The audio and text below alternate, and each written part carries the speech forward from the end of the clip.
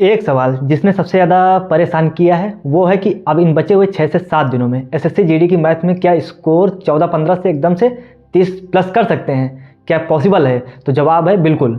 अगर इन बचे हुए 6 से 7 दिनों में सही तरीके से रिवीजन और प्रैक्टिस करते हो तो डेफिनेटली तुम कर सकते हो। एसएससी जीडी का तुम कोई भी पेपर उठा लो, चाहे जितना टफ हो, वहाँ पर 14 से 15 क्वेश्चन डुएबल होते ही हैं जिनको तुम बना सकते हो।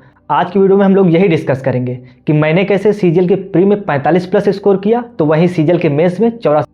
और इस वीडियो में हम लोग टोटल 3 पॉइंट पर बात करेंगे। सबसे पहले पॉइंट की बात करें कि मॉक टेस्ट में जब भी तुम देना मॉक टेस्ट स्टार्ट करो तो वहाँ पर स्टार्टिंग के 5 से 6 मिनट में पहले वो क्वेश्चन चार्ट निकालो जिनको तुम आसानी से कर सकते हो, ताकि तुम 5 से 6 मिनट में कम से कम 6 से 7 क्वेश्चन सॉल्व कर लो। अब ये 6 से 7 क्वेश्चन कौन से हो सकते हैं? जैसे कि सिंप्लीफिकेशन, क्योंकि हर पेपर में तुम्हें 2 से 3 क्वेश्चन सिंप्लीफिकेशन के मिलेंगे, उनको सॉल्व कर सकते हो। वहीं परसेंटेज की बात करें तो परसेंटेज में जैसे पॉपुलेशन वाले क्वेश्चन हो गए कि 10% से रेट बढ़ रहा है तो 3 साल बाद जनसंख्या कितनी होगी, इस टाइप के क्वेश्चन हो गए। वही कि जब 2 रेट दे रखे हों कि 10% 20% के साथ बढ़ रहा हो तो फाइनल इसका कितना निकल के आएगा, ये क्वेश्चन हो गए। वही प्रॉफिट लॉस की बात करें तो प्रॉफिट लॉस में जैसे तुम्हारा क्रय मूल्य दे रखा हो और विक्रय मूल्य दे रखा हो, उनके बीच में पूछे कि कितने % का प्रॉफिट हुआ है या फिर कितने % का लॉस हुआ है, इस टाइप के क्वेश्चन हो गए। वहीं डिस्काउंट की बात करें तो डिस्काउंट में जैसे क्वेश्चन हो गया कि तुम्हारा अंकित मूल्य दे रखा है और उसमें 20% का डिस्काउंट देने पर इसका विक्रय मूल्य क्या होगा।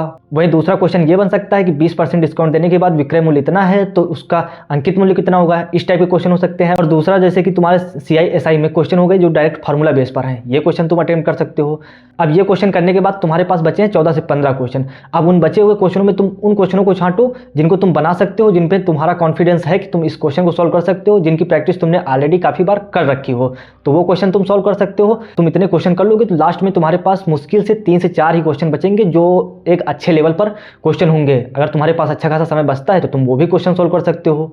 तुम्हारे पास अगर टाइम है, कैलकुलेशन स्पीड अच्छी है, तो तुम बचे हुए वो भी क्वेश्चन अच्छे से सॉल्व कर सकते हो। और दूसरे पॉइंट पर हम इसी से रिलेटेड बात करेंगे कि कैलकुलेशन को कैसे बूस्ट करें। कैलकुलेशन के लिए तुम क्या कर सकते हो, डेली सुबह उठ करके तुम कम से कम कैलकुलेशन में 20 से 25 मिनट टाइम दो वहाँ पे, और उनमें तुम्हें क्या करना है कि तुम मल्टीप्लिकेशन, डिवीजन, एडिशन, सब्ट्रैक्शन ये सब कर सकते हो। इसके साथ तुम 15 तक क्यूब लिखो, हो सके तो 20 तक लिख लो। वहीं साथ ही साथ तुम 30 तक स्क्वायर लिखो और पूरी 20 से 25 तक पूरी टेबल लिखो। उससे होगा क्या कि तुम्हारी कैलकुलेशन स्पीड थोड़ा बूस्ट हो जाएगी। बाकी किसी ऐप के साथ तुम प्रैक्टिस करना चाहते हो, तुम उसके लिए तुम मैथ ट्रिक करके ऐप है, वहाँ से तुम प्रैक्टिस कर सकते हो। और तीसरा जो सबसे लास्ट और इम्पॉर्टेंट पॉइंट है कि प्रैक्टिस और रिवीजन, कि प्रैक्टिस हमें कौन सी क्वेश्चनों की करनी है और रिवीजन हमें किस टाइप के क्वेश्चन करने हैं। तो जो मॉक टेस्ट में तुम्हारे क्वेश्चन नहीं बन रहे हैं, जिनमें तुमको दिक्कत आ रही, तो उन क्वेश्चनों पर तुम्हें ज़्यादा प्रैक्टिस करनी है। जैसे एवरेज के क्वेश्चन हो गए जहाँ पर तुम्हें बनाने में बार बार दिक्कत आ रही है, तो एवरेज टॉपिक को उठाओ, उसका पूरा फिर से रिवीजन कर डालो। तुम्हारे पास अभी भी 6-7 दिन का समय है, तो स्टार्टिंग तुम अभी 30 तक